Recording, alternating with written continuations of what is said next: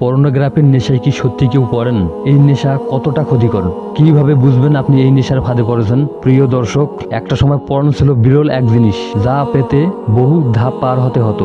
আর এখন স্মার্টফোন আছে এমন যে কেউ একটা ক্লিকে পর্ন দেখতে পারছে। পর্নকে এতটাই স্বাভাবিক করে ফেলা হয়েছে যে পর্ন স্টারদের অভিনয়ের জন্য তাদের পুরস্কার দেওয়া হচ্ছে। এমনকি এই ইন্ডাস্ট্রি সম্পর্কে জানার জন্য বিশ্ববিদ্যালয় পর্যন্ত খোলা হয়েছে। শুধু তাই নয়, বর্তমানে সমাজ পরিবেশ থেকে শুরু করে কর্মক্ষেত্র, শপিং মল, সর্বত্র এর প্রভাব ছড়িয়ে পড়ছে। জনপ্রিয় ওয়েবসাইটগুলো যেমন নেটফ্লিক্স, অ্যামাজন এবং টুইটারে প্রতি মাসে সম্মিলিতভাবে যে পরিমাণ মানুষ ভিজিট করে, পর্ন সাইটগুলোর ভিজিটর তার থেকেও বেশি। প্রিয় দিনী ভাই, আপনারা জানলে হয়তো অবাক হবেন যে শতকরা 70 জন যুবক এবং 50 জন মহিলা নিয়মিত পর্ন দেখে এবং বাচ্চারা খুব কম বয়সে পর্ন খুঁজে পাচ্ছে। এত ভিউয়ার, উত্তেজনা এবং প্রতিনিয়ত চাহিদা বৃদ্ধির সত্ত্বেও কেন মানুষ এর ক্ষতিকর দিক নিয়ে কথা বলে না? তাহলে এবার চলুন ইসলাম এই ব্যাপারে কি বলে। আল্লাহ তাআলা সূরা আল বাকারায় বলেন, আর তোমরা শয়তানের পদাঙ্ক অনুসরণ করে চলো না, বস্তুত সে তোমাদের প্রকাশ্য শত্রু। সে তোমাদেরকে শুধু অসৎ এবং অশ্লীল কাজের নির্দেশ দেয়, আর তোমাদেরকে নির্দেশ দেয় আল্লাহর সম্বন্ধে এমন কথা বলতে যা তোমরা জানো না। এছাড়াও মহান আল্লাহ তাআলা আমাদের নবী করিম সাল্লাল্লাহু আলাইহি সাল্লামকে বলেন, মুমিন পুরুষদেরকে বলুন তারা যেন তাদের দৃষ্টি সংযত করে রাখে এবং তাদের যৌনাঙ্গের হেফাজত করে, এটাই তাদের পবিত্র থাকার সর্বোত্তম মাধ্যম। এবং তাদের মধ্যে মুমিনান নারীদেরকেও বলুন তারা যেন তাদের দৃষ্টিকে সংযত করে রাখে এবং তাদের যৌনাঙ্গের হেফাজত করে। প্রিয় দিনী ভাই, এই আয়াতের সারমর্ম হচ্ছে আগে নারীদেরকে নয়, তার আগে পুরুষদেরকে তাদের দৃষ্টিকে সংযুক্ত রাখার উপদেশ দিয়েছেন।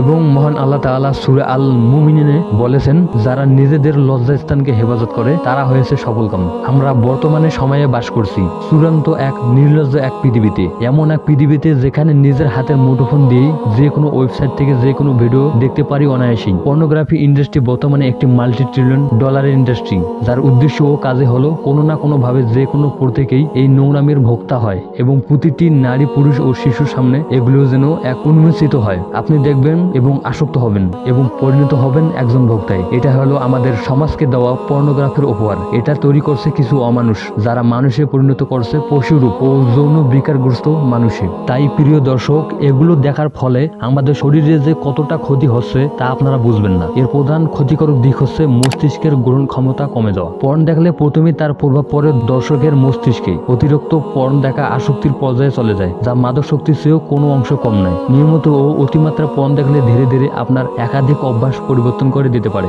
একটা সময় হ্যালুসিনেশনের মাত্রা বেড়ে যায়, এতে মস্তিষ্কের গ্রহণ ক্ষমতা কমে যেতে পারে। এবং দ্বিতীয় প্রধান সমস্যাটি হচ্ছে স্মৃতিশক্তি কমে যাওয়া। পর্ন দেখার প্রবণতা আপনার স্মৃতিশক্তির উপর খুবই নেতিবাচক প্রভাব ফেলে, ফলে অনেক কিছুই আপনি খুব সহজেই ভুলে যেতে শুরু করবেন। পর্নোগ্রাফি এক বিষাক্ত ভাইরাস, মাদকের চেয়েও ভয়ঙ্কর। প্রযুক্তির স্রোতের নানা বয়সী নারী পুরুষের হাতে এটি পৌঁছে গেছে। অপরাধ প্রবণতা বাড়ছে, ধ্বংস হচ্ছে জীবন যৌবন, মানুষ ছিটকে পড়ছে দিন ধর্ম থেকে। এটাকে এখন গোপনীয়তা ও লজ্জার কারণে এড়িয়ে যাওয়ার কোনো সুযোগ নেই। দ্রুত এই অন্ধকার রাজ্য থেকে বেরিয়ে আসার পদক্ষেপ গ্রহণ করা উচিত। সুতরাং প্রিয় দর্শক, এই ভয়ঙ্কর পর্নোগ্রাফি থেকে মুক্তির কয়েকটি বিষয় নিয়ে আলোচনা করছি, তাই মনোযোগ সহকারে শুনুন। প্রথম টিপসটি হচ্ছে নিয়ত করা। পর্ণ আসক্তি থেকে মুক্তির জন্য প্রথমে সুদৃঢ়ভাবে নিয়ত করতে হয়। রাসূল সাল্লাল্লাহু আলাইহি সাল্লাম ইরশাদ করেছেন, সব কাজে নিয়তের উপর নির্ভরশীল। প্রত্যেক ব্যক্তি তাই পাবে যা সে নিয়ত করে।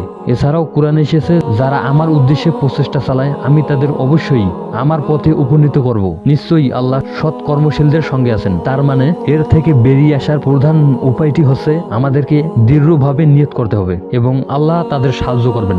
দ্বিতীয় টিপসটি হচ্ছে দৈনিক নামাজ আদায় করা। পর্ণ আসক্তির গোনা থেকে বাঁচার উপায় হলো নিয়মিত নামাজ আদায় করা। নামাজ সব গোনা থেকে বাঁচিয়ে দেয়। পবিত্র কোরআনে এসেছে, হে নবী, ওহীর মাধ্যমে তোমার প্রতি যে কিতাব নাযিল করা হয়েছে তা তিলাওয়াত করো এবং নামাজ কায়েম করো। নিশ্চয়ই নামাজ অশ্লীল ও অন্যায় কাজ থেকে বিরত রাখে, আর আল্লাহর জিকিরই তো সর্বাপেক্ষা বড় জিনিস। তোমরা যা কিছু করো আল্লাহ তা সবকিছুই জানেন।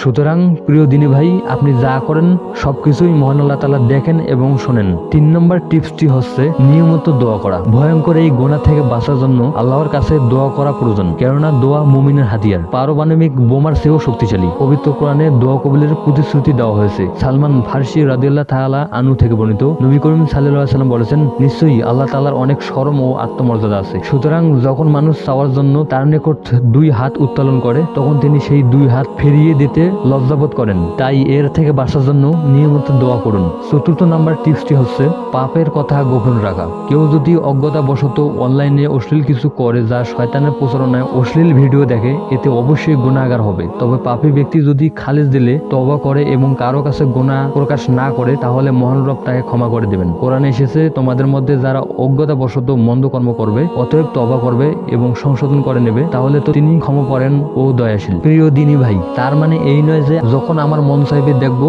আর আল্লাহর কাছে ক্ষমা চাইবো। এটা করলে আপনার সবের থেকে পাপই বেশি হবে। তাই একবারে আল্লাহর কাছে খাস দিলে তওবা করুন। এছাড়াও আমাদেরকে মানুষ থেকে পশুতে পরিণত করার প্রধান মাধ্যমগুলো হলো সোশ্যাল মিডিয়া, যেমন ইউটিউব, ফেসবুক, নেটফ্লিক্স, ইনস্টাগ্রাম। তাই এই সাইটগুলো কম ব্যবহার করুন এবং যেগুলো বড় বড় ইসলামিক চ্যানেল আছে সেগুলো সাবস্ক্রাইব করে রাখতে পারেন। আমাদের চ্যানেলটিও সাবস্ক্রাইব করে রাখতে পারেন। সাবস্ক্রাইব করলে যেটা হবে তা হলো এই ইসলামিক ভিডিওগুলো আপনার ফার্স্ট পেজে শো করবে। এতে আপনি গুনাহ থেকে বাঁচতে পারবেন। প্রিয় দর্শক, এই ছিল আজকের ভিডিওটি ভালো লাগলে অবশ্যই চ্যানেলটি সাবস্ক্রাইব করবেন। এছাড়াও দিন প্রচারের জন্য ভিডিওটি শেয়ার করতে পারেন। দেখা হচ্ছে পরের ভিডিওতে। ততক্ষণে নিজের খেয়াল রাখুন। আল্লাহ হাফেজ।